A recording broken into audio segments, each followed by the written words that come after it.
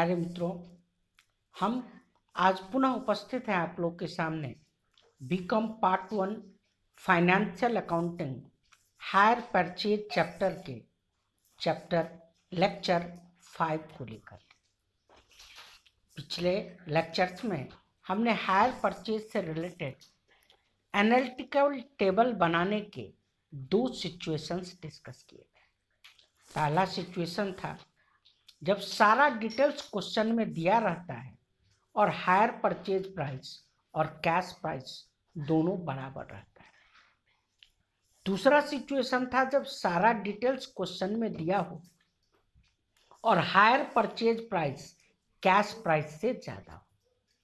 आज हम लोग लास्ट 2 कंडीशंस एनालिटिकल टेबल बनाने से रिलेटेड डिस्कस करेंगे। आप सारे व्यूअर्स से मेरा ये रिक्वेस्ट होगा जो वीडियो को लास्ट तक जरूर देखेंगे, क्योंकि मैक्सिमम टाइम जो यूनिवर्सिटीज एग्जाम में बीकॉम पार्ट 1 में हायर परचेज का क्वेश्चन आता है उसमें एनालिटिकल टेबल बनाने का यही कंडीशन मैक्सिमम टाइम आता है। चलते हैं आज के क्लास की शुरुआत करते हैं। आज हम लोग डिस्कस करेंगे एनालिटिकल टेबल का कंडीशन 3। ध्यान से देखना है और एक एक चीजों को ध्यान से समझना है। कंडीशन 3 है हमारा व्हेन कैश प्राइस मतलब CP is not given. Condition 3 है हमारा एनालिटिकल टेबल बनाने का व्हेन कैश प्राइस यानी कि सीपी इज नॉट गिवन, मतलब जब कैश प्राइस नहीं दिया हो। अब प्रश्न ये उठता है जो जब कैश प्राइस नहीं दिया हो तो कुछ न कुछ तो दिया होगा। तो क्या क्या दिया होगा? एचपीपी यानी कि हायर परचेज प्राइस दिया होगा, रेट ऑफ इंटरेस्ट दिया होगा और रेट ऑफ डेप्रिसिएशन दिया रहेगा। जी हाँ, मैं एक बार पुनः रिपीट कर दूं, जो आज हम लोग डिस्कस करेंगे एनालिटिकल टेबल बनाने में तीसरा सिचुएशन जब कैश प्राइस नहीं दिया हो। इस कंडीशन में क्वेश्चन में क्या क्या दिया रहेगा? एचपीपी दिया रहेगा, रेट ऑफ इंटरेस्ट दिया रहेगा और रेट ऑफ डेप्रिसिएशन दिया रहेगा। तो इस कंडीशन में करना क्या है, इस बात को सबसे पहले और अच्छे तरीके से हर एक बच्चों को याद रखना। हमने एरो देकर के लिखा है we will start calculation from last installment. जी हाँ, याद रखना है इस बात को। जब क्वेश्चन में कैश प्राइस नहीं दिया हो तो हम लोग कैलकुलेशन कहाँ से स्टार्ट करेंगे? लास्ट इंस्टॉलमेंट यानी कि अंतिम इंस्टॉलमेंट से। और जी हाँ, इंटरेस्ट निकालने का फॉर्मूला होगा amount of installment into rate divided by 100 plus rate. मैं एक बार पुनः रिपीट कर दूं, जब क्वेश्चन में कैश प्राइस नहीं दिया हो तो हम लोग कैलकुलेशन कहाँ से स्टार्ट करेंगे? लास्ट इंस्टॉलमेंट से। और इंटरेस्ट निकालने का क्या फॉर्मूला होगा? Amount of installment into rate divided by 100 plus rate. चलते हैं आगे और डिस्कशन को कंटिन्यू करते हैं। हमने नीचे एरो करके लिखा है जो लास्ट में कैश वैल्यू के कॉलम का टोटल करेंगे। मैंने बोला पहले तो कैलकुलेशन लास्ट इंस्टॉलमेंट से स्टार्ट करेंगे, इंटरेस्ट निकालने का फॉर्मूला याद रखेंगे amount of installment into rate by 100। Last से ऊपर तक सारे इंस्टॉलमेंट का इंटरेस्ट और कैश वैल्यू निकाल लेंगे। अब क्या करेंगे? तो कैश वैल्यू के कॉलम का यानी कि सीवी के कॉलम का टोटल करेंगे और जो टोटल आएगा वही क्या होगा?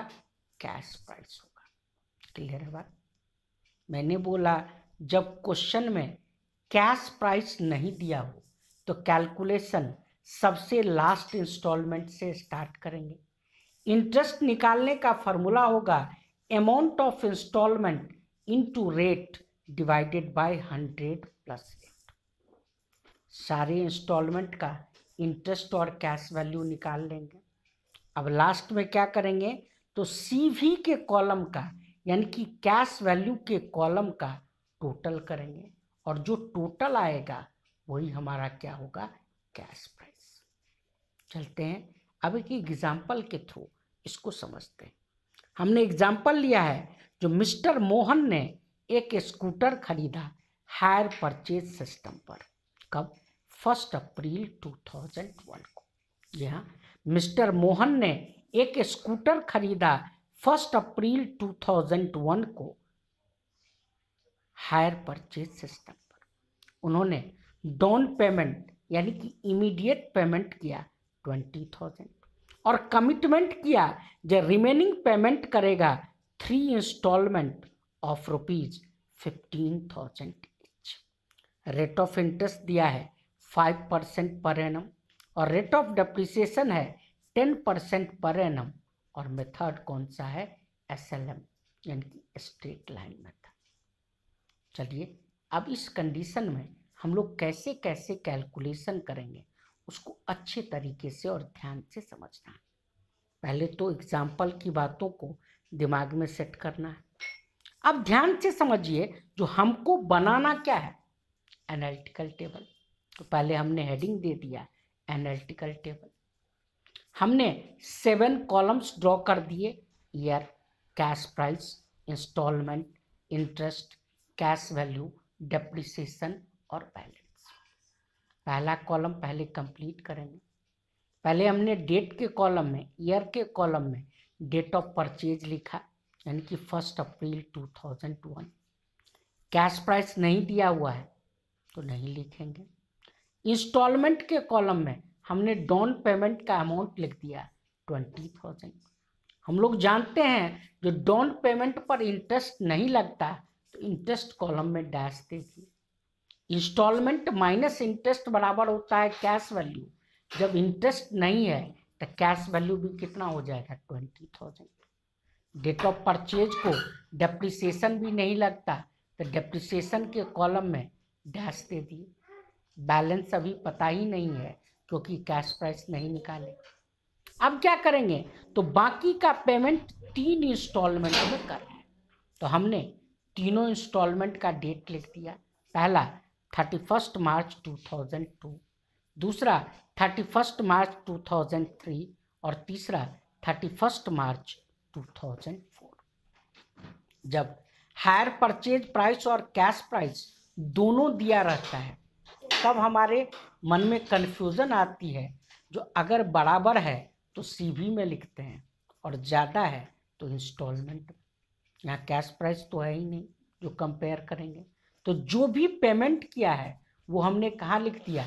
इंस्टॉलमेंट के कॉलम में, यानी कि 15,000, 15,000 और 15,000। अब ध्यान से एक एक चीज़ों को देखिएगा और अभी जो मैंने बताया था उन बातों को याद रखिएगा। कैलकुलेशन कहाँ से स्टार्ट करेंगे? लास्ट इंस्टॉलमेंट यानी कि तीसरे इंस्टॉलमेंट से। हमने देखिए ध्यान से नीचे लिखा है, पहले हम इंटरेस्ट निकालेंगे किसका? 3rd इंस्टॉलमेंट का। और इंटरेस्ट निकालने का क्या फॉर्मूला होता है? Amount of installment into rate divided by 100 plus rate. Amount of installment ध्यान से देखिए, तीसरे इंस्टॉलमेंट का है 15,000। रेट है कितना %? 5, तो इंटू 5 अपॉन 105। ये अमाउंट आया, फ्रैक्शनल अमाउंट आता है, हमने अप्रॉक्स करके लिख दिया 714, 714। इंटरेस्ट को हमने इंटरेस्ट कॉलम में लिख दिया 714। इंस्टॉलमेंट है 15,000, इंटरेस्ट निकला 714। हम लोग जानते हैं installment minus interest is equal to cash value, तो कैश वैल्यू के कॉलम में लिख दिए 14,286। अब 3rd के बाद ऊपर बढ़ेंगे, यानी कि 3rd से ऊपर हम इंटरेस्ट निकालेंगे किसका? 2nd इंस्टॉलमेंट का। 2nd इंस्टॉलमेंट का भी इंटरेस्ट निकालने का फॉर्मूला वही होगा, amount of installment into rate divided by 100 plus rate. लेकिन अमाउंट ऑफ इंस्टॉलमेंट जो होगा उस बात को पहले ध्यान से समझिए। लास्ट इंस्टॉलमेंट में अमाउंट ऑफ इंस्टॉलमेंट में अमाउंट ऑफ इंस्टॉलमेंट होगा, लेकिन उससे ऊपर जितने भी बढ़ेंगे उसमें अमाउंट ऑफ इंस्टॉलमेंट में उस इंस्टॉलमेंट का इंस्टॉलमेंट अमाउंट प्लस पिछला वाला कैश वैल्यू होगा। जी हाँ, इस बात को ध्यान से समझना है। जो लास्ट इंस्टॉलमेंट में इंटरेस्ट निकालते समय अमाउंट ऑफ इंस्टॉलमेंट में उसका इंस्टॉलमेंट का अमाउंट होगा, लेकिन उससे ऊपर जब बढ़ेंगे तो अमाउंट ऑफ इंस्टॉलमेंट में उसका इंस्टॉलमेंट अमाउंट प्लस पिछला वाला क्या होगा, कैश वैल्यू। तो देखिए ध्यान से, सेकंड इंस्टॉलमेंट का हमने इंटरेस्ट निकाला, इंस्टॉलमेंट अमाउंट देखिए ध्यान से 15,000 प्लस पिछला वाला कैश वैल्यू, यानी कि तीसरे इंस्टॉलमेंट का कैश वैल्यू कितना 14,286 इंटू कितना 5/105 फ्रैक्शनल वैल्यू आता है, हमने अप्रॉक्स कर लिया 1395। इंटरेस्ट को हमने इंटरेस्ट कॉलम में लिख दिया 1395। फिर क्या करेंगे, कैश वैल्यू निकालेंगे। इंस्टॉलमेंट माइनस इंटरेस्ट बराबर कैश वैल्यू, यानी कि 15,000 माइनस 1395 कितना आ गया 13,605। अब इंटरेस्ट निकालेंगे किसका, फर्स्ट इंस्टॉलमेंट का। जहाँ याद रखना है, लास्ट से जितने भी ऊपर बढ़ेंगे उसमें अमाउंट ऑफ इंस्टॉलमेंट में कौन सा अमाउंट होगा, इंस्टॉलमेंट का अमाउंट प्लस पिछले जितना भी कैश वैल्यू है।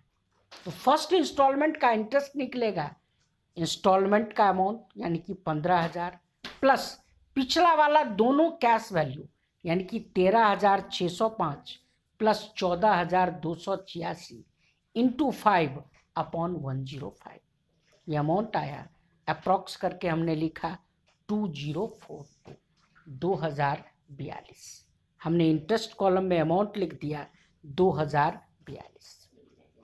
इंस्टॉलमेंट माइनस इंटरेस्ट बराबर होता है कैश वैल्यू, तो 15,000 माइनस 2042 यानी कि सीवी का अमाउंट आ गया 12,958 952। पहले इंस्टॉलमेंट के ऊपर डाउन पेमेंट है, डाउन पेमेंट पर इंटरेस्ट लगता ही नहीं, तो सारा हमारा कॉलम कंप्लीट है। अब हमने क्या बोला था, जो किस कॉलम का टोटल करेंगे, कैश वैल्यू का। तो कैश वैल्यू के कॉलम का हमने टोटल किया। कैश वैल्यू के कॉलम में है 20,000 प्लस 12,958 प्लस 13,605 प्लस 14,286 ऐड कर दिए, अमाउंट आया टोटल 60,849। यही हमारा अमाउंट किसका आ गया, कैश फंड्स का। अब ये अमाउंट सही आया या नहीं आया, इस बात को भी हम वेरीफाई कर सकते हैं। हमने टोटल कर लिया, टोटल आया 60,849। अब चेक करके देखेंगे ये सही है या नहीं। तो पहले कॉलम में यानी कि डेट ऑफ परचेज वाले कॉलम में जहाँ कैश प्राइस लिखते हैं वहाँ हमने कैश प्राइस लिख दिया। कितना आया था अभी कैश प्राइस, 60,849। हम लोग जानते हैं जो cash price minus cash value होता है हर एक इंस्टॉलमेंट में। तो पहले इंस्टॉलमेंट का कैश प्राइस है 60,849 माइनस किए कैश वैल्यू 20,000, कितना आया 40,849। फिर उसमें से माइनस करेंगे कैश वैल्यू 12,958, अमाउंट आ गया 27,891। फिर माइनस किए 13,605, अमाउंट आया 14,286। क्या मैंने बोला था, जो लास्ट इंस्टॉलमेंट में जितना अमाउंट कैश प्राइस में हो उतना ही अमाउंट कहाँ होता है, कैश वैल्यू में। देख लीजिए कैश प्राइस में भी है 14,286 और कैश वैल्यू में भी कितना है 14,286। ये 5 कॉलम कंप्लीट हो गया। अब क्या करेंगे, डेप्रिसिएशन निकालेंगे। जो कैश प्राइस आया था पहले हमने उसको बैलेंस कॉलम में लिख दिया 60,849। डेप्रिसिएशन है 10% और मेथड है कौन सा है, स्ट्रेट लाइन मेथड। हम लोग जानते हैं जो स्ट्रेट लाइन मेथड में डेप्रिसिएशन कैलकुलेट होता है ओरिजिनल कॉस्ट ऑफ एसेट्स पर, और हर साल डेप्रिसिएशन का अमाउंट सेम रहता है, यानी कि फिक्स रहता है। तो 60,849 का हमने निकाला 10%, यह आएगा 6084.9। पॉइंट के बाद अगर 5 या 5 से ज़्यादा हो तो पॉइंट से पहले वाले अंक में एक अंक जोड़ देते हैं, तो कितना आया 6085। पहले इंस्टॉलमेंट का आया 6085, हर इंस्टॉलमेंट में सेम होगा, तो सेम अमाउंट हमने बाकी 2 इंस्टॉलमेंट में भी लिख दिया 6085 और 6085। क्या करेंगे, बैलेंस निकालेंगे माइनस करके। 60,849 में से हमने माइनस किया 6085, अमाउंट आया 54,764। फिर माइनस किए 6085, अमाउंट आया 48,679। फिर माइनस किया 6085, अमाउंट आया 42,590। इस तरीके से मैंने आपको एनालिटिकल टेबल बनाने का तीसरा कंडीशन बताया, जी हाँ, इम्पॉर्टेंट कंडीशन, जिसमें कैश प्राइस नहीं दिया रहता। जो इम्पॉर्टेंट बातें मैंने बताई मैं जस्ट एक बार रिकैप करवा देता हूँ। मैंने बोला कैलकुलेशन स्टार्ट करेंगे सबसे लास्ट इंस्टॉलमेंट से, और इंटरेस्ट निकालने का क्या फॉर्मूला होगा, amount of installment into rate divided by 100 plus rate. Last में क्या करेंगे, तो कैश वैल्यू के कॉलम का टोटल करेंगे, और जो टोटल आएगा वही अमाउंट हमारा किसका होगा, कैश प्राइस का। आज अगर हम दूसरे टॉपिक को लें तो वीडियो और ज़्यादा लंबा हो जाएगा, जो आप लोगों के लिए उतना ज़्यादा इंटरेस्टिंग नहीं होगा। तो मिलते हैं अगले वीडियो में, जिसमें हम लोग डिस्कस करेंगे एनालिटिकल टेबल बनाने का चौथा कंडीशन। आज के लिए बस इतना ही, धन्यवाद। Nå heier nærmer seg, spør alle hva